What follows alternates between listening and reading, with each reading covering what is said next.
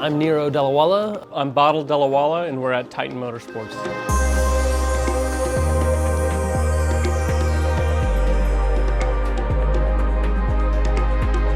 So Titan Motorsports primarily is a product distributor. We definitely specialize in, hardcore performance import vehicles. We distribute all over the world. We're about 35 employees, always looking for more because we're growing. We tell the customers exactly what they need, and we don't try to oversell them or undersell them or say, hey, look, we try to build them or sell them the right components for what they're doing or what they're planning to do in the future. So we don't have to sell them something now and then sell them something else 6 months from now when they decide to change and get to that end goal that they want.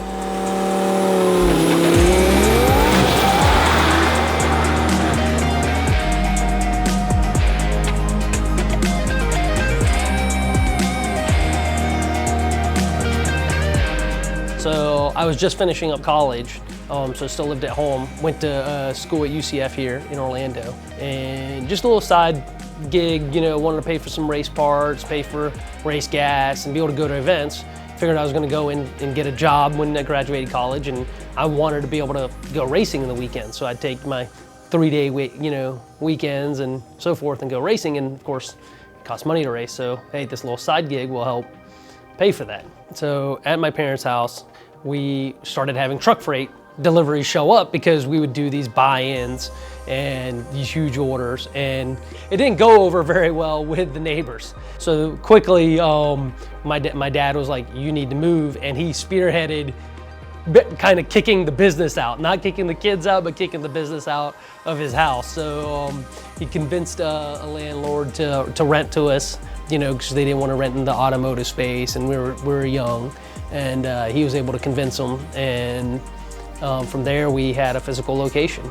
We just kept on growing and growing, and we didn't think it would just continue to go this high. So we started selling Honda parts, Acura parts, Nissan parts, primarily Japanese performance, and now we've gotten into a little bit of everything.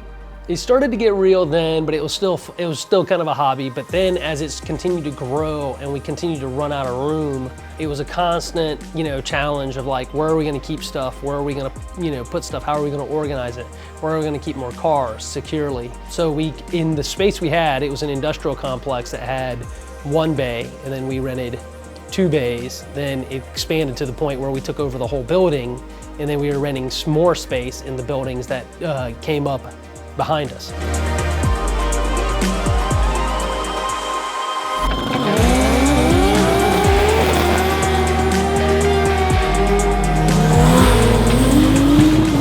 Well, giving back to the community is we appreciate how we've come this far, and we want to help maybe expedite a lot of the people that haven't gotten to this level yet and help them get to where they need to go.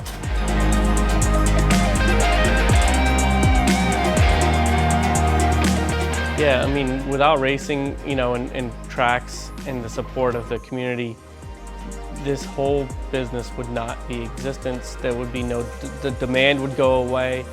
If the tracks went away, it would actually make it worse because then people would take to the streets.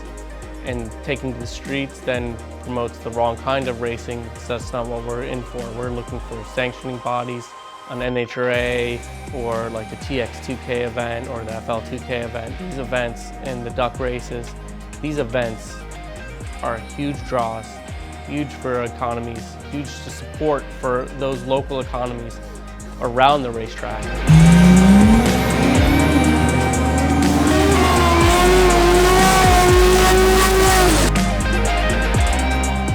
You covered pretty much everything. I mean, we love working on cars. We love building parts for our fans, and being able to distribute product pays the bills. I'm Bottle Delawala. I'm Nero Delawala, and I am PRI.